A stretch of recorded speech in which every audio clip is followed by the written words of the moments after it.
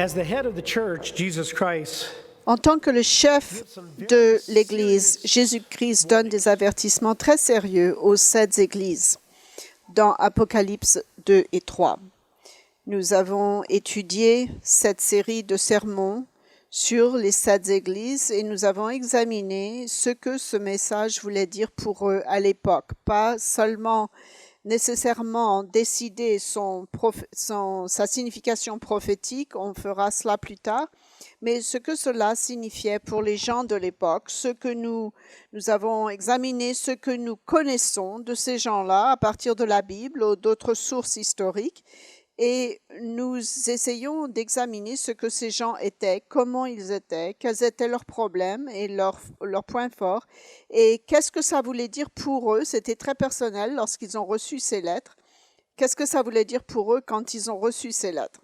Ces églises que nous avons parcourues jusqu'à présent, nous savons que 5 d'entre elles ont reçu des avertissements sérieux en tant que de la part de Jésus-Christ en tant que chef de l'Église, qui commençait par une description que Jésus-Christ donne de lui-même. C'est cela qui est intéressant, je trouve, de prendre tout un sermon entier pour traiter de toutes ces introductions que le Christ révèle sur lui-même à nous et aux 7 églises.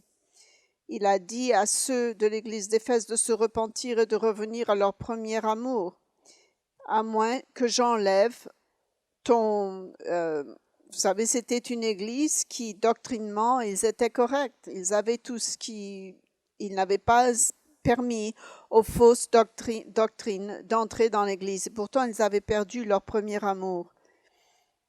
Et il dit, si vous ne vous répondez pas, j'ôterai ton chandelier de sa place. Autrement dit, tu ne serais pas mon église.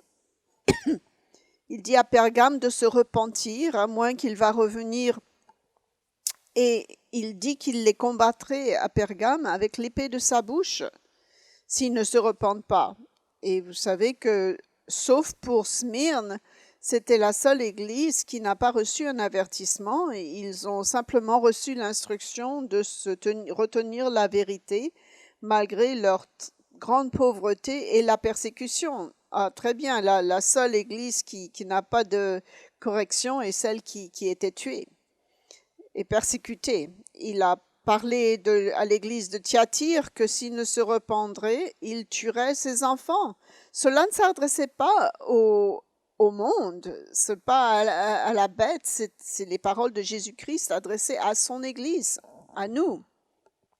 Et si on lit tout cela, parfois on choisit un peu ce qu'on veut et dans ce qui nous intéresse dans ces églises et on manque le point important. Pour l'église de Sardes, il leur a dit qu'ils viendraient comme un voleur dans la nuit, qu'ils ne seraient pas prêts parce qu'ils étaient morts. Et à Philadelphie, il lui dit de retenir ce qu'il a, de ne pas permettre à quelqu'un de prendre sa couronne. C'était le problème de Philadelphie. Les gens s'offendaient facilement les uns les autres ou commençaient à ne pas se traiter bien les uns les autres et ils laissaient d'autres gens prendre leur couronne. Ce n'était pas nécessairement des fausses doctrines ou l'immoralité que certaines églises avaient connues, mais c'était des problèmes interpersonnels. Et il leur dit de s'assurer qu'ils ne laissent pas quelqu'un prendre leur couronne. Et nous en arrivons à la dernière église sur la liste, l'église de Laodicée. Tout comme Philadelphie, c'était une ville plus récente. L'église, la ville de Laodicée, environ 350 ans, lorsque Jean leur a écrit, la ville de Laodicée. Vous direz 350 ans, c'est beaucoup de temps, mais pour l'époque, en comparaison avec d'autres villes de l'Asie mineure, c'était une ville relativement jeune. Leur nom, Laodicée, est le nom d'une femme. Il y avait un roi grec qui avait nommé cette ville après sa femme qui était décédée, qui s'appelait Laodicée. Ils étaient connus pour 3 choses. C'était un centre bancaire. L'argent affluait et sortait de la ville. Aucune des autres villes était des centres bancaires. C'était des centres commerciaux parfois, mais pas un centre financier, non pas nécessairement un centre financier. C'était célèbre, elle était célèbre parce que tout autour de la ville de Laodicée, ils élevaient un type de mouton qui avait de la laine noire. Et ils utilisaient cette laine pour faire des tissus et des habits qu'ils exportaient à travers l'Empire. C'était de la laine noire et ils l'exportaient et ils étaient devenus riches. C'était l'une des façons. Ils étaient aussi connus comme un centre médical. Ils produisaient deux choses qu'ils exportaient à nouveau.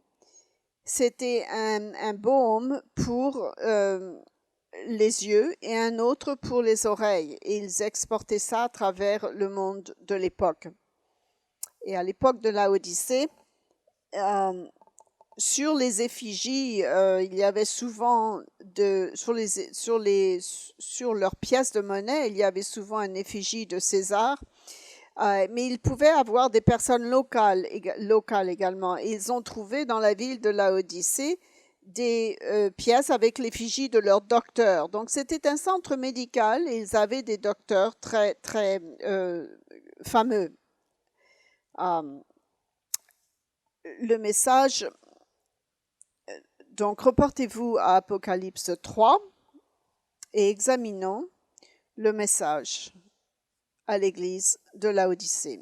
Que pouvons-nous apprendre sur ces gens de Laodicée, les premières personnes qui ont reçu cette lettre, et déterminer ce qui est important pour nous, parce que souvenez-vous que toutes les églises sont supposées écouter et lire tous les messages écrits à toutes les autres églises, à travers les âges.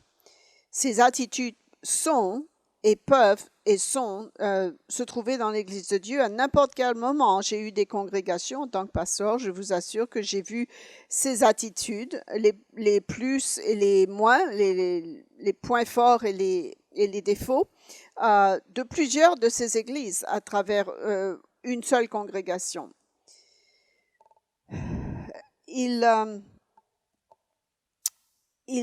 L'Église par exemple, certaines églises plutôt ils se sont développées différemment. Certaines églises avaient leurs propres problèmes et leurs défauts. Certaines étaient complimentées par Jésus pour leur foi et leur service, mais ils avaient des actions corrompues également. Dit Jésus se révèle donc au début, il dit: écrit à l'ange de l'église de Laodicée, voici ce que dit l'Amen, voici ce que je suis, le témoin véritable, fidèle et véritable, le principe de la création de Dieu. Je connais tes œuvres, je sais que tu n'es ni froid ni bouillant, puisses-tu être froid ou bouillant. Ainsi, parce que tu es tiède et que de ni froid ni bouillant, je te vomirai de ma bouche. Si vous arrêtez pour penser à ça, c'est une image un peu bizarre. Vous êtes ni froid ni bouillant, je vais te vomir. C'est un avertissement qui me fait peur. Autrement dit, je vais te rejeter de mon corps, le corps du Christ. Alors la menace ici, c'est vous pouvez vous retrouver en dehors du corps du Christ, parce que vous êtes ni chaud ni froid. Au fil des années, j'ai lu beaucoup d'explications de ce que cela voulait dire et j'ai écouté beaucoup de sermons, que ce soit dans la radio, l'Église de Dieu radio ou même l'Église universelle de Dieu dans le passé, ce que ce chaud et ce froid voulaient dire. Et parfois, l'explication était que si vous êtes tiède, ça veut dire que vous ne faites pas vraiment attention. Vous êtes comme des automates, un peu comme des zombies, sans faire vraiment attention, vous soucier vraiment de ce qui se passe. Mais nous, si vous vous souvenez, cela décrirait plutôt Sardes, l'église morte, où ils ne savaient pas qu'ils étaient en train de mourir. Lorsque je regarde ce passage maintenant, et nous allons étudier plus en profondeur, et qu'est-ce que cela signifie, froid et bouillant? Parce que j'ai dit dans un autre sermon que les Laodicéens n'avaient pas des récits comme les autres églises. Et quelqu'un est venu me voir en me disant: mais ils avaient bien sûr des hérésies. Oui, bien sûr, ils avaient des problèmes, mais ils n'avaient pas l'hérésie des Nicolaïtes, par exemple, ou de la religion de Balaam. Quel est donc leur problème? Est-ce qu'ils sont l'Église morte? Non. Qu'est-ce que ça veut dire d'être tiède? Si vous considérez une autre explication possible, et nous allons l'examiner, si vous regardez au livre de Colossiens, la ville de Colosse n'était pas très loin de Laodicée. C'est environ 20 km et Aéropolis était à environ 10 km loin de Laodicée. C'était deux villes proches, ces trois villes étaient proches l'une de l'autre. Mais Laodicée n'avait pas de réserve d'eau. Il n'y avait pas un lac ou il n'y avait pas une rivière. Il y avait de l'eau, mais pas suffisamment pour une ville qui grandissait. Alors, ce qu'ils faisaient, c'est qu'ils envoyaient de l'eau provenant de Colosse et d'Ariapolis. C'est ce que les Romains étaient très bons à faire. Ils ont créé les aqueducs.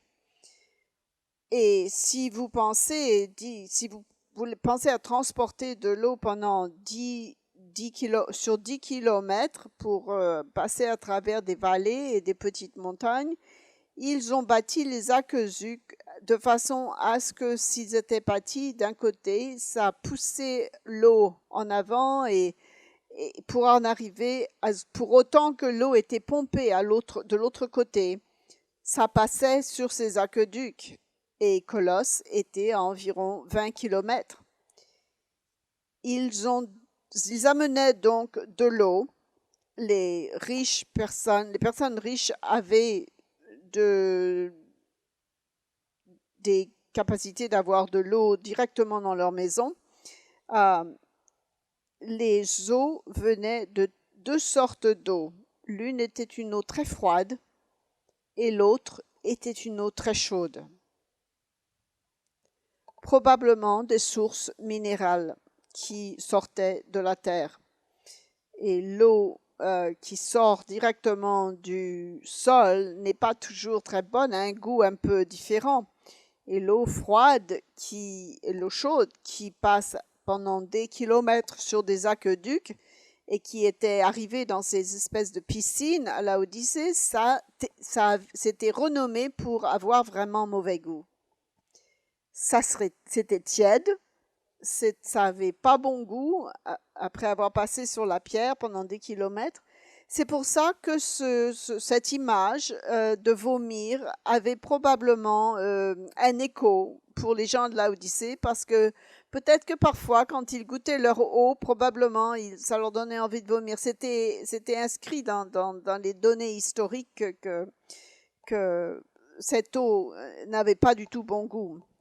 J'ai entendu un sermon où chaud voulait dire vraiment zélé pour la parole de Dieu et froid voulait dire pas converti.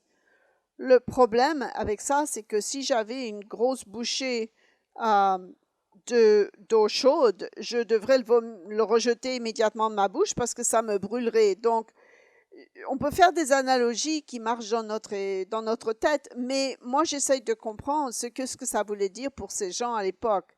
Ils le rejetaient simplement parce que ça avait un mauvais goût.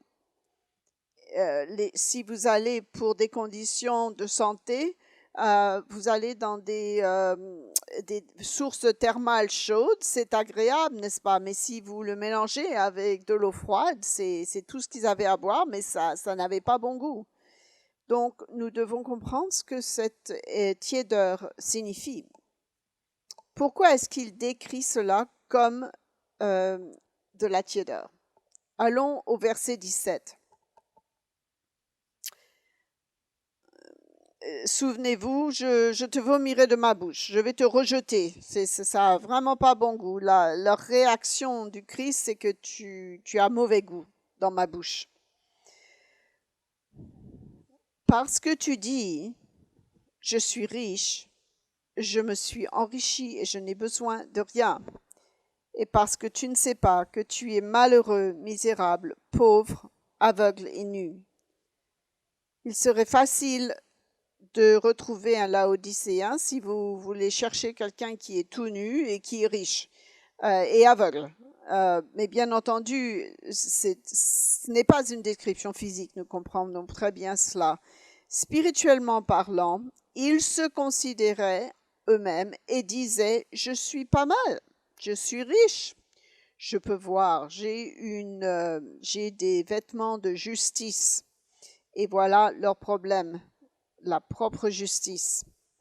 Et il y a plein de livres qui ont été écrits et de sermons qui ont été faits à ce sujet. Mais qu'est-ce que eux ils ont compris quand ils l'ont lu? La chose qui leur sauterait aux yeux, c'était le problème, c'est comment est-ce qu'ils se voyaient eux-mêmes. Le problème de l'Odyssée, c'est comment est-ce qu'ils se considéraient, comment est-ce qu'ils se voyaient eux-mêmes. Ils pensent qu'ils sont riches, ils se trompent eux-mêmes. Ce n'est pas comme à Sardes où vous rentrez dans l'église où vous vous dites ces gens ne sont pas tellement différents du monde, ils sont à moitié endormis. Vous allez à leur assemblée, il n'y a pas d'énergie, il n'y a pas un bon message, les gens ne parlent même pas de Dieu, ils parlent de ce qui se passe à leur travail et il n'y a pas vraiment de camaraderie. Non, ça c'est Sardes, c'est pas l'Odyssée. L'Odyssée, ils comprennent et ils pensent qu'ils sont vraiment bien, qu'ils ont bien saisi tout ce qu'il fallait faire. Ils connaissent les versets, ils connaissent ce qui est bon. Et Dieu les regarde et le Christ dit « tu es tout nu ». En fait, c'est très intéressant dans ce que dit Jésus ici. La chose qu'ils étaient célèbres, c'était leur centre bancaire, donc. Ils étaient célèbres pour leurs vêtements de laine. Et Dieu dit, vous êtes connus pour ça, mais moi je vous dis, vous êtes nus.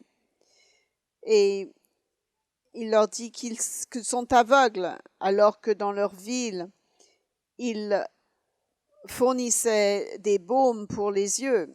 Et c'est important pour nous de comprendre que le Christ attaque l'orgueil de leur ville. À nouveau, ils savent qu'il n'y a rien de mal envers eux. Ils font bien. Ce n'est pas possible qu'ils soient pas bien. Ce que nous voyons, ce sont des gens qui sont extrêmement autonomes et autosatisfaits lorsqu'ils regardent leur propre justice, leur justice. Et ils auraient l'apparence aux autres, ils auraient l'apparence d'apparaître parfaits. Comment est-ce que j'aurais pu comprendre la Odyssée? Est-ce que vous auriez pu discerner cette attitude en rentrant dans leur assemblée? Non, probablement pas. Vous les verriez, vous diriez, ah ben ça, c'est des gens solides. Et il dit au verset 15, au verset 18, pardon, « Je te conseille d'acheter de moi de l'or éprouvé par le feu, afin que tu deviennes riche, et de vêtements blancs, afin que tu sois vêtu, et que la honte de ta nudité ne paraisse pas, et un collier pour oindre tes yeux, afin que tu vois. » Vous voyez ce qu'il attaque, les trois choses qui sont célèbres dans leur ville? Les vêtements blancs, alors qu'ils sont célèbres pour faire des vêtements noirs. Ils sont un centre bancaire et ils font des colliers pour les yeux. Ils étaient très fiers d'être laodicéens dans leur communauté. Ils avaient une ville vraiment bien.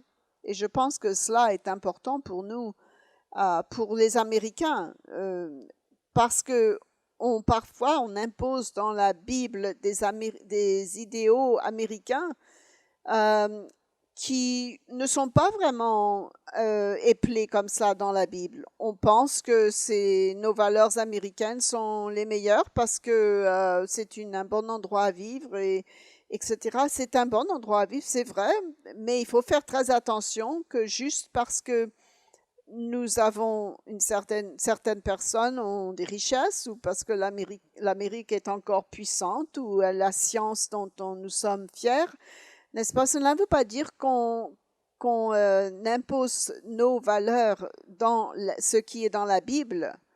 et qu'on mélange nos valeurs avec celles de la Bible, Dieu attaque l'orgueil de leur ethnicité, de leur ville, de leur localité. Dieu leur dit non, vous n'êtes pas riches spirituellement, vous êtes pauvres. Et vous pensez que vous pouvez voir mieux que les autres, et à mon avis, vous êtes complètement aveugles. Au verset 19, donc, il dit, je reprends et je châtie tous ceux que j'aime. Aie donc du zèle et repens-toi.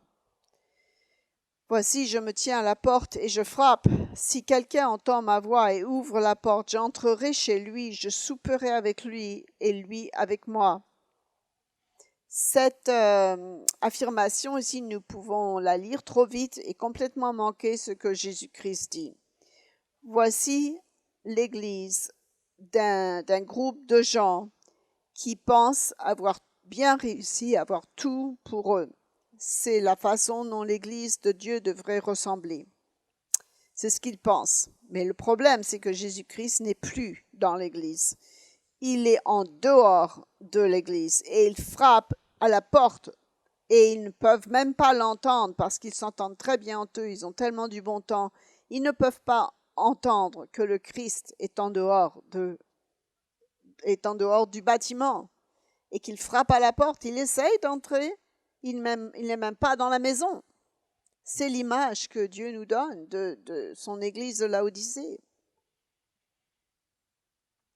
Et c'est pour ça qu'il leur donne une condamnation aussi forte qu'il va les corriger. Leur condamnation n'est pas aussi forte que certaines autres églises. Certaines églises, Dieu dit qu'il va tuer leurs enfants.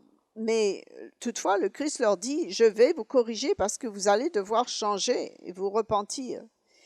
Les Laodicéens pensent qu'ils sont spirituellement autonomes et complets. Qu'est-ce qui se passe lorsque vous pensez que vous avez bien compris tout ce qu'il fallait faire? Vous regardez les autres en jugeant et en disant « Ah ben cette personne, elle a un problème. » C'est la nature humaine. Cette personne a des problèmes et cette personne, elle fait ça comme ça. Moi, je ne ferai pas ça comme ça. Ils n'ont pas vraiment compris. Ils ne savent pas ce que moi je sais. Ils ne sont pas aussi justes que moi. Ils ne sont pas aussi stricts que moi. Ils ne sont pas aussi bien que moi. Je veux vraiment mettre l'accent sur ce point parce que cela ne veut pas dire qu'on accepte les péchés les uns les autres. En fait, nous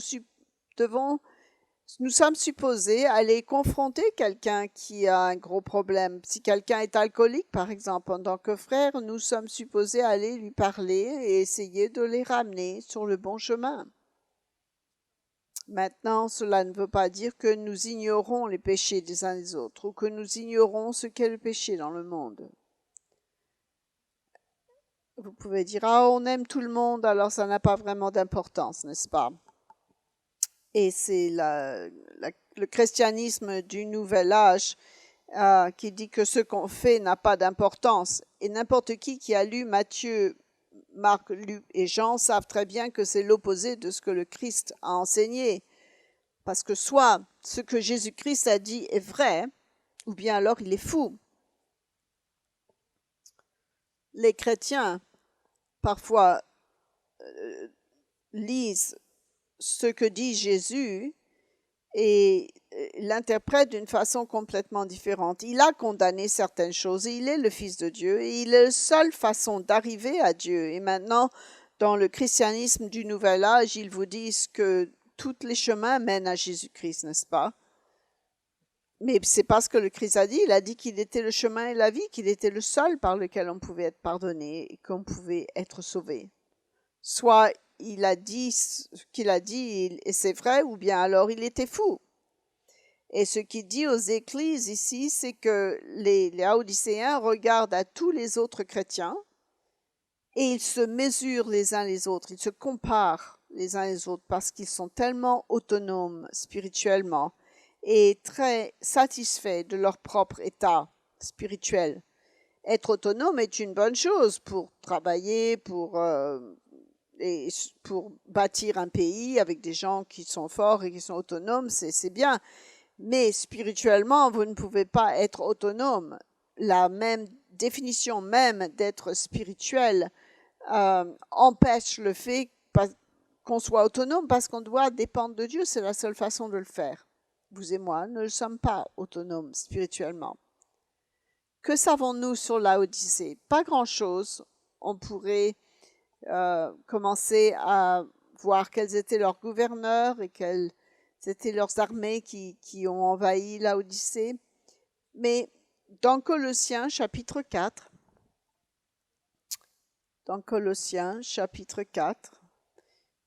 nous reviendrons dans l'Apocalypse vers la fin, Colossiens chapitre 4, verset 16. Souvenez-vous que la ville de Colosse n'est pas très loin. C'est environ 60 ans après la mort de Jésus-Christ, 60 ans après Jésus-Christ. Ce n'est que 40 ans plus tard que Jean a écrit l'Apocalypse. Donc, nous revenons en arrière dans le temps ici. Paul écrivit aux Colossiens 40 ans avant la révélation de Jean dans l'Apocalypse. Et il les dit, « Saluez les frères qui sont à Laodicée et Nymphas et l'Église qui est dans sa maison. Lorsque cette lettre aura été lue chez vous, faites en sorte qu'elle soit aussi lue dans l'Église de Laodicéens. Nous voyons que ces lettres devaient être lues aussi bien à Colosse qu'à Laodicée. Nous n'avons pas cette lettre en notre possession. Elle n'a pas été préservée apparemment. Mais nous pouvons, en lisant la lettre qui a été écrite à Colosse, commencer à avoir un aperçu des problèmes qui ont pu toucher Laodicée. Historiquement parlant, nous pouvons revenir en arrière en disant qu'il y avait des failles fondamentales dans l'église de Laodicée. 40 ans avant que Jean écrive, et à un moment où Jean a écrit l'Apocalypse, ces problèmes avaient probablement augmenté. Si vous vous reportez à Colossiens, c'est une lettre intéressante que Paul a écrite. C'est très concis.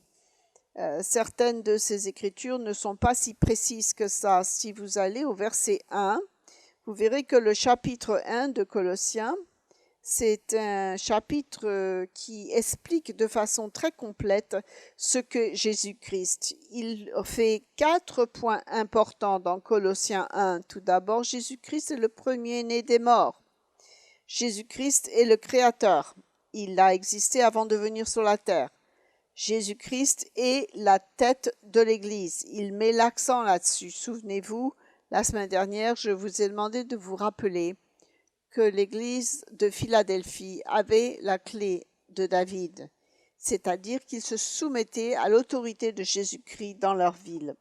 Il se peut, d'après l'épître aux Colossiens, que l'Église de Colosse ne comprenait pas bien le rôle de Jésus-Christ et l'importance de Jésus-Christ. Et on peut assumer par conséquent que Laodicée avait des problèmes similaires puisque Paul voulait que cette lettre soit lue à Laodicée également. Il introduit ici l'idée que Jésus-Christ est un mystère. Le mot mystère est un mot important dans la culture grecque parce qu'il y avait des concepts du gnosticisme qui s'infiltraient dans l'Église. Les Grecs pensaient que le fondement de l'éducation était la connaissance. Et les Juifs avaient le concept que le fondement de l'éducation était la sagesse. Il y a une différence entre les deux. Ce sont deux approches différentes. Les Grecs disaient que c'était la connaissance qui était le fondement de tout. Et le plus vous avez de connaissances et le plus de connaissances secrètes vous avez, le meilleur le chrétien sera. Le plus de compréhension et de connaissances vous avez, même si vous faites partie d'un groupe très sélectif, vous pouvez dire il faut faire partie de cette église chrétienne, des 50 personnes qui sont là, et vous pouvez vous dire oui, mais moi je fais partie des 8 personnes dans cette congrégation qui comprennent vraiment la vérité. C'est ça le problème avec la connaissance, avec gnosis. lorsque vous basez tout sur vos connaissances. Dans Colossiens 2, verset 1, Paul dit, Colossiens 2, verset 1, « Je veux en effet que vous sachiez combien est grand le combat que je soutiens pour vous et pour ceux qui sont à la Odyssée, pour ceux qui n'ont pas vu mon visage. À cause de ce qui se passait, il se faisait du souci, afin qu'il ait le cœur rempli de consolation, qu'il soit uni dans l'amour. » Au verset 4, pardon, « Je dis cela afin que personne ne vous trompe par des discours séduisants. » Il dit, il y a des gens qui vont venir, qui vont vous séduire, qui vont vous tromper. Au verset 8, « Prenez garde que personne ne fasse de vous sa proie par la philosophie et par une vaine tromperie, s'appuyant sur la tradition des hommes, sur les principes élémentaires du monde et non sur Jésus-Christ. Il nous ramène toujours au mystère de Christ. C'est la chose centrale, la plus importante. Mais on ne sait pas pourquoi. Mais à Colosse, et probablement à la Odyssée également, à cause de ce qui est dit, le Christ n'était pas suffisamment. Il y avait un mystère important qu'ils pensaient ne pas savoir. Voyez-vous, ils étaient influencés par la culture grecque, qui pense que la connaissance était ce qu'il y avait de plus important. Ils recherchaient une compréhension plus importante de ce qu'ils avaient reçu. Il est donc très intéressant parce que si nous en revenons au verset 16, nous n'allons pas les lire, le verset 16 et 17, comme nous le lisons normalement dans le contexte de prouver que cela... souvent, ce passage de versets 16 et 17 est utilisé dans le monde protestant pour prouver que, soi-disant, on n'aurait plus besoin de garder le sabbat et les fêtes. Mais c'est une partie importante de comprendre ce que ça veut dire. Il est bien évident que pour que ces commentaires soient faits, c'est parce que les gens observaient le sabbat et les jours saints. Et ces commentaires ici, c'est le problème véritable, c'était le jugement qu'ils se faisaient les uns les autres. Que personne donc ne vous juge au sujet du manger ou du boire, ou au sujet d'une fête, d'une nouvelle lune ou des sabbats. Si on vous dit vous n'avez pas besoin de garder le sabbat ou les jours saints, en grec, ce mot manger ou boire, c'est quelque chose d'actif, comme les fêtes ou le sabbat. C'est quelque chose que les gens pratiquaient, qu'ils faisaient. Le point central, c'est le fait de ne pas juger. C'est son sujet ici. Que personne donc ne vous juge. Ça ne veut pas dire qu'il ne juge si vous gardez le sabbat ou pas. C'est pas ça que ça dit. Ça dit que personne ne vous juge sur la façon, au sujet de la façon dont vous mangez, la façon dont vous buvez, la façon dont vous gardez les fêtes, la façon dont vous gardez les sabbats, etc. Il parlait d'une attitude de jugement des autres.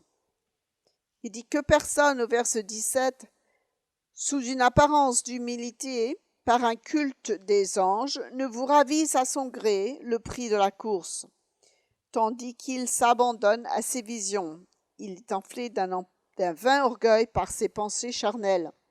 Le problème ici est la fausse humilité, le culte des anges et le sentiment qu'on est tout bien comme il faut, qu'on sait des choses mieux que les autres, qu'on est plus intelligent, on est plus fort spirituellement que les autres, parce qu'on a des connaissances que les autres ne comprennent pas. Nous aurons toujours des difficultés à déterminer la différence entre ce que Dieu nous demande et ce que nous imposons, nous, aux gens dans l'interprétation de sa loi. Il est important de ne pas imposer nos idées sur tout le monde. Je me souviens, il y a des années, quelqu'un est venu vers moi en me disant « Je ne peux pas chanter la lutte suprême. C'est un cantique méchant qui parle de la guerre. » Alors je lui ai dit ne le chantez pas, ne vous en faites pas, c'est pas grave si cela vous ennuie, si cela est joué à l'assemblée, il faut respecter votre conscience, ne chantez pas ce chant. Et il a dit non, tout le monde doit s'arrêter de le chanter. Je ne peux pas être dans une église où on chante ce cantique. Alors elle est partie. C'est pour cela que c'est cela, la fausse humilité. Je sais ce qu'il y a de mieux parce que j'ai raison devant Dieu, j'ai raison et je sais exactement ce que je fais, mais c'est quelque chose que les passages de la Bible ne disent pas vraiment, mais c'est en quelque sorte, les gens font en sorte qu'ils veulent imposer leurs propres critères sur tout le monde. Si la Bible vous dit quelque chose de clair et net qui vient de Dieu, je vais vous le dire et je vais développer le principe. Mais il y a certaines choses pour lesquelles c'est à vous de prendre votre propre décision basée sur la sagesse et votre conscience. Les gens me posent tout le temps cette question, est-ce que je devrais faire ça? Alors je discute de leur processus de décision et pour les aider à voir ce qu'ils veulent faire. Cela arrive souvent. Quelqu'un m'a dit, j'ai un produit pour nettoyer mon four qui a un genre de levain dedans. Est-ce que je devrais le jeter pour les jours des pains sans levain? Et ma réponse est, est-ce que vous avez l'intention de le manger? Ah non, ça me tuerait. Ok, d'accord. Mais j'ai quand même l'impression que je devrais le jeter de chez moi. Ce qui n'est pas de la foi est un péché.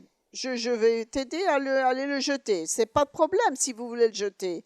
Mais vous ne pouvez pas forcer les autres à jeter leur nettoyeur de four. Ils n'ont pas l'intention de le manger. Et si quelqu'un ne veut pas jeter son produit pour nettoyer le four, personne ne devrait être fâché à cause de ça. Et personne ne devrait juger les autres à cause de ça. Nous ne pouvons pas juger à ce niveau-là. Si vous connaissez quelqu'un par contre, si vous connaissez quelqu'un qui crée des disputes dans l'assemblée en causant des rumeurs, là, vous devez adresser le problème avec quelqu'un qui cause des rumeurs dans l'Église parce qu'il y a des instructions bibliques très spécifiques à ce sujet et concernant le fait de ne pas créer de division. Les gens ne sont souvent pas contents avec moi parce que je ne veux pas prendre leurs décisions pour eux. Est-ce que je devrais me faire vacciner? Ma réponse est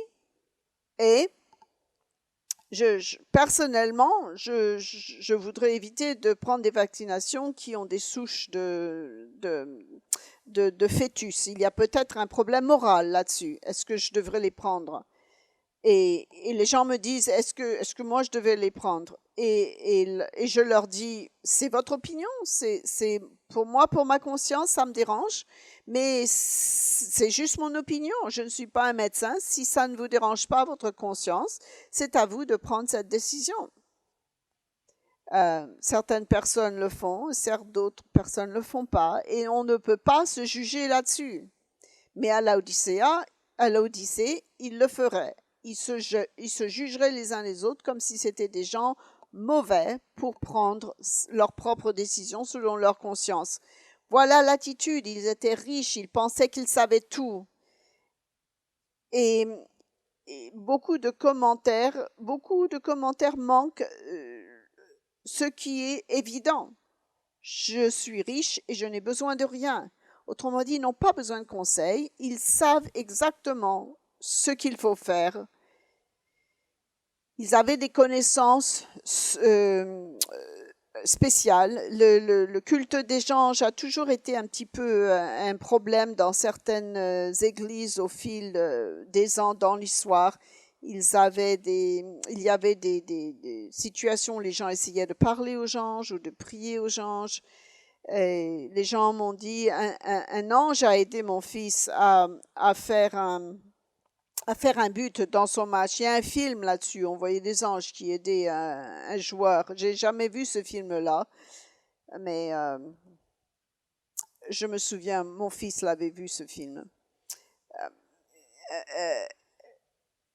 L'un des problèmes que l'on voit dans ce que nous avons lu avec la Odyssée et Colosse, si vous lisez toute l'épître de Colossiens, vous savez, la conclusion de la chose, c'est « Laissez-moi vous montrer comment vous êtes vraiment une nouvelle personne en Christ ». C'est là la fin et la conclusion de cet épître. Laissez-moi vous décrire de façon pratique, en décrivant le mariage, par exemple. C'est cela le christianisme. Il leur montre comment être une nouvelle personne, comment changer. Et bien entendu, cela inclut obéir à la loi de Dieu.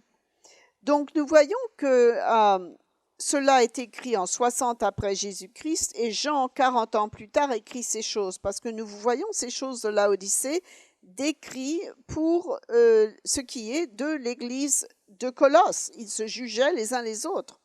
Ils croyaient en Jésus-Christ, ils chantaient des cantiques à Jésus-Christ, mais ils ne comprenaient pas vraiment ce qui se passait. Ils ne comprenaient pas à quel point le Christ était central au niveau du Créateur, qu'il était le premier-né des morts, le chef de l'Église. Comment est-ce que son sang nous réconciliait à Dieu le Père? Toutes ces choses dont on parle et qu'on met ensemble pour aller vers le royaume de Dieu. Tous les jours saints, donc, montre la centralité du rôle du Christ dans le plan de Dieu vers le royaume. Mais à Laodicée, ils avaient perdu de vue cela.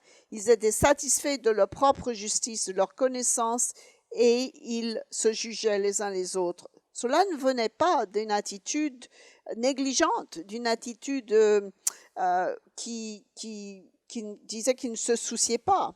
Ça venait d'une attitude qu'ils étaient beaucoup de propre justice. Donc, ils jugeaient les autres et à cause de ça, ils causaient un manque d'unité dans l'Église. Il ne devrait pas avoir ce manque d'unité. Bien sûr, il y aura un certain manque d'unité si nous croyons que quelqu'un commence à dire qu'on n'a pas besoin d'observer le sabbat, parce que ça, c'est une fausse doctrine. Donc, évidemment, cela causerait des disputes. Mais ils croyaient en des connaissances secrètes qui les rendraient mieux que les autres. Si vous voulez vraiment rendre cela de façon claire et succincte, il y a une parabole que le Christ a donnée qui décrit cette attitude exactement. Et j'ai lu ça dans un sermon il y a quelques mois, dans Luc 18. Je n'avais pas eu l'intention de la lire dans ce sermon, mais je ne pouvais pas trouver une description meilleure de l'attitude de Laodicée. Et je n'ai fait qu'effleurer la surface du livre de Colosse. Vous devez le lire vous-même. Mais c'est un message à Laodicée, 40 ans avant que j'en écrive. Et les problèmes qui étaient à Colosse se trouvaient également à Laodicée, d'après ce qu'on lit. Si nous avons une lettre qu'ils sont supposés à lire, n'est-ce pas, les Colossiens, et que Laodicée devait la lire, c'est qu'il y a une bonne raison pour laquelle ils devaient la lire. Reportez-vous à Luc, chapitre 18. Luc, chapitre 18, verset 9. C'est Jésus qui parle ici. Et Luc dit, fait un petit commentaire. Il dit encore cette parabole en vue de certaines personnes, se persuadant qu'elles étaient justes et ne faisant aucun cas des autres. Nous voyons leur motivation. Luc dit cela, et c'est intéressant parce que si je vivais en Judée au 1er siècle et Jésus commençait cette parabole, à moitié dans cette parabole, je penserais qu'il me donnerait le parfait exemple d'un homme bon et juste, et j'aurais connu des gens comme ça. Autrement dit, il décrit quelqu'un, un pharisien, qui obéissait à la loi. Et au milieu de la parabole, il change complètement de direction pour montrer qu'il parle des motivations des gens et pas juste ce qu'ils font. Si vous voyez simplement leurs actions, ils avaient l'air très bien. Et ce n'est pas une comparaison entre un juif qui obéissait à Dieu et un païen, entre un juif et un romain. C'est une comparaison entre deux gens qui étaient juifs et qui pratissaient la voie de Dieu comme ils le connaissaient et qui allaient dans le temple. Vous êtes des chrétiens qui mettent en pratique le christianisme, donc cela s'applique à nous. Cela pourrait être nous. Ce n'est pas une comparaison donc entre des gens du monde et des gens de l'Église. C'est une comparaison entre deux juifs qui pratiquaient tous les deux leur religion juive et allaient au temple. Le pharisien debout priait ainsi en lui-même: Ô Dieu, je te rends grâce de ce que je ne suis pas comme le reste des hommes. Souvenez-vous, c'est une parabole, ce n'est pas une histoire vraie. Jésus présente une situation et dit: j'ai connu des pharisiens qui sont comme ça. J'ai connu des pharisiens qui n'ont jamais commis l'adultère, qui sont toujours été honnêtes. Jésus ne dit pas qu'ils ne sont pas, qu'ils ont commis l'adultère, ou il ne dit pas qu'ils ne payent pas leurs dîmes. Il ne dit pas qu'ils ne sont pas des gens qui obéissent à la loi. C'était vraiment des gens qui obéissaient à la loi. Si vous rentrez dans l'église de Laodicée, vous disiez: ah, c'est une église solide, les gens sont vraiment bien, ils obéissent bien à Dieu dans leurs actions. Il dit: je jeûne 2 fois par semaine, je donne la dîme de tous mes revenus. Souvenez-vous, dans Colosse, les gens à Colosse et à l'Odyssée jugeaient les uns les autres sur ces choses. Oh, tu ne gardes pas le sabbat aussi strictement que moi. Je n'ai pas pu tout lire, mais il y a beaucoup de descriptions que les Juifs avaient, et ils se jugeaient les uns les autres pour tout un tas de standards qui sont donnés par des gens de l'Église, et ils jugeaient les autres en disant: vous n'êtes pas aussi justes que moi parce que vous n'avez pas les mêmes hauts standards, entre guillemets, que nous. Certaines personnes disent: le jour du sabbat, je fais cela. Et je connais des gens qui ne vont pas aller laisser leurs enfants nager le jour du sabbat. S'ils ont une piscine dans leur jardin, ils ne vont pas laisser les enfants rentrer dans l'eau de la piscine. Ok, d'accord. Est-ce que c'est bien, est-ce que c'est mal? C'est pas un jugement que vous et moi devrions faire. S'ils font d'autres choses dans le sabbat, comme d'aller travailler, je peux leur dire, j'ai une raison biblique pour leur dire: non, il ne faut pas travailler. Mais vous êtes responsable devant Dieu pour votre décision, si c'est bien ou pas d'aller dans l'eau d'une piscine le jour du sabbat. Et c'est à vous de le discerner, c'est selon votre conscience. Il y a des choses que personne d'autre ne peut vous juger. Les choses que nous devons parler dans l'Église, c'est les choses que Dieu dit. C'était le problème de Laodicée, c'était le problème des pharisiens, c'était tout à l'extérieur. Je jeûne 2 fois par semaine, je donne la dîme. Est-ce qu'on devrait jeûner? Oui, bien entendu. Est-ce qu'on devrait l'habiller à la dîme? Absolument. C'est la loi de Dieu, ce sont des bonnes choses. Ce sont des bonnes choses, mais ce n'est pas bon si vous regardez les autres et que vous disiez: ah ben lui, il ne paye pas sa dîme, ou il ne paye pas sa dîme de la même façon. J'ai un meilleur travail que vous, alors par conséquent, je peux payer plus de dîmes que vous. Non, tout le monde devrait payer sa dîme, ce n'est pas le problème. Mais combien on donne, comment on donne, on ne devrait pas se juger les uns les autres. C'est toujours possible de perdre son bon travail qui nous donne des bonnes dîmes, vous savez. Cet homme faisait toutes ces choses. Et c'est pour ça, dans la parabole, Jésus suggère et prend l'exemple d'un homme qui fait toutes ces bonnes choses, parce que le problème n'est pas ce qu'il fait nécessairement. Le problème, c'est pourquoi il le fait. Le problème, c'est comment il se considère lui-même, comment il se voit en tant que chrétien. Vous savez, il dit, cet homme-là, le pharisien, se dit: je suis riche et je n'ai besoin de rien. Le publicain, se tenant à distance, n'osait même pas lever les yeux au ciel, mais il se prêtait la poitrine en disant: ô Dieu, sois apaisé envers moi, qui suis un pécheur. Au verset 14, je vous le dis, celui-ci descendit dans sa maison justifié plutôt que l'autre, car quiconque s'élève sera abaissé, et celui qui s'abaisse sera élevé. Il sera justifié dans ce sens qu'il sera permis d'avoir une relation avec Dieu. Le pharisien est dans le temple, mais il ne réalise pas que le Jésus-Christ est à l'extérieur du temple et qu'il frappe à la porte. Et il dit: c'est ma maison, le temple est ma maison, pourquoi est-ce que tu m'empêches d'entrer dans ma maison? C'est exactement ce qui se passait à Laodicée. Jésus-Christ était à l'extérieur de la maison et ils ne s'en rendent même pas compte. Ils ne savent même pas. Parce qu'ils n'ont aucun problème. Ils sont justes, ils ont des connaissances, ils ont de bonnes connaissances, ils observent la loi de façon très stricte, et je me sens bien. Ils étaient en fait très tièdes dans leur approche avec Dieu parce que leur religion était à propos d'eux-mêmes et pas à propos de Dieu. Et voici ce qu'il faudrait faire, je vais vous suggérer. Je voudrais que chacun d'entre vous preniez le temps de jeûner et de prier. Et si vous me dites, j'ai déjà jeûné 2 fois cette semaine, peut-être c'est un problème, mais jeûnez et priez pour demander à Dieu de vous accorder de la vraie humilité. Priez pour l'humilité, mais priez pour que Dieu vous le donne avec miséricorde. Ou peut-être vous vous réveillerez le jour suivant, littéralement tout nu et avoir tout perdu. Non. Demandez à Dieu de vous donner de l'humilité avec miséricorde. Nous devrions aussi étudier la Bible pour vraiment comprendre les vrais mystères de Jésus-Christ. Étudier Colossiens. Quel est le mystère dont il est question ici? Jésus-Christ est ce qu'il est et nous devons arrêter de nous mépriser les uns les autres dans notre cœur.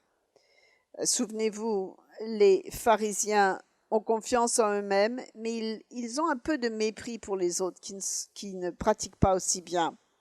Si quelqu'un est faible spirituellement, ne veut pas dire qu'on devrait leur taper dessus. Ils ont besoin d'encouragement. Parfois, les gens ont besoin d'encouragement. Je ne dis pas que les gens n'ont pas besoin de correction. Parfois, j'ai besoin de faire ça. C'est mon travail. Mais pourquoi est-ce qu'on le fait? Est-ce que c'est pour leur bien? Parce qu'on les aime? Parce qu'on veut que tout le monde s'en aille vers le royaume dans la bonne direction, que les gens soient restaurés avec Dieu et qu'ils sortent de leur péché? Lorsque quelqu'un pêche, est-ce qu'on garde la confidence? Parce qu'on ne veut pas que personne d'autre le sache. Et on devrait arrêter de se taper les uns sur les autres pour nos actions et pour les choses. Ce n'est pas biblique. Nous devons arrêter de faire ça. Souvenez-vous, un vieux comédien qui s'appelait... je me souviens pas de son nom. C'était un Jeff Foxworthy, c'est ça. Souvenez-vous, si j'ai lu cela, et il a dit, j'espère que ces gens jeûnent pour ces autres gens là-bas et demandent de l'humilité à Dieu. J'espère que ma femme va commencer à étudier davantage la Bible.